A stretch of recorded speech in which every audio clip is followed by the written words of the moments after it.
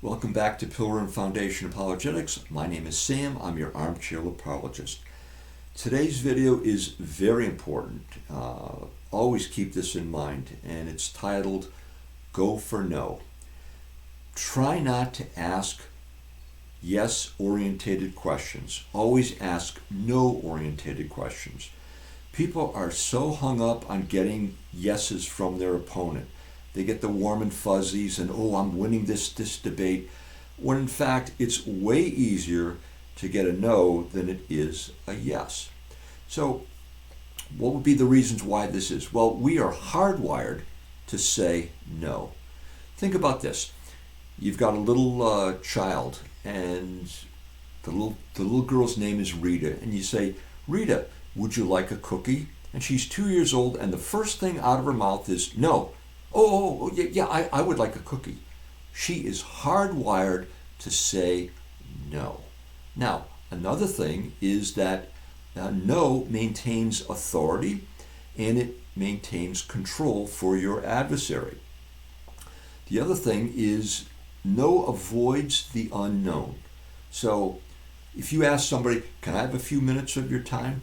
Right away, oh, well, what does this guy want? How long will it take? What is involved? What's it going to cost me? Am I getting into something that I really don't want to get into? So your go-to response is, well, no, that's okay. I'm busy right now. So if you want to get a real affirmation, you need to ask a no-orientated question. There have been repeated studies about this. As a matter of fact, political fundraising, every fall and late summer, they start gearing up for the following election cycle. And they've asked people, can you give to our campaign? And, that works a small percentage of the time. But when they switched it to, have you given up on taking the House this fall? Oh, wait a minute, I haven't given up on taking the House this fall. And I'm going to listen to this man or woman or whoever's on the phone with them. And so that's the basics of it. On my outgoing calls, whenever I call somebody, let's say I'm calling Joe. I say, the phone rings. Hi, Joe, this is Sam. Did I catch you at a bad time? And if in fact it is a bad time, they'll tell me, and of course I just come back with, when might be the best time to get back to you? And then they'll tell you, okay? This is especially true if you're not really all that familiar with the person that you're calling. So telemarketers, they should always be asking for no-orientated questions. The other thing too is you can use an inferred label to get a no. So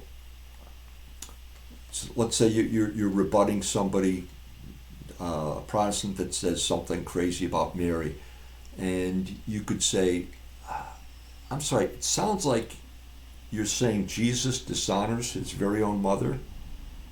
You didn't ask a no-orientated question, but you gave them a label that brings them to that no, okay? So always use a no-orientated question. And of course, you have the nuclear option, and this is going to get some of you people laughing, but you could also say, you don't really believe that, do you? And of course, again, that's your nuclear option. So always go for no, and this is across the board. And when we get into specific rebuttals to certain objections to the Catholic Church, you're going to find that 99% of them contain a no-orientated question. Anyway, that's it. Again, a really important video, this one is. Please like, subscribe, comment, but most of all, share these videos with your Catholic friends. You never know when you may save a soul someplace down the line. Thanks again, and I'll see you on the next video.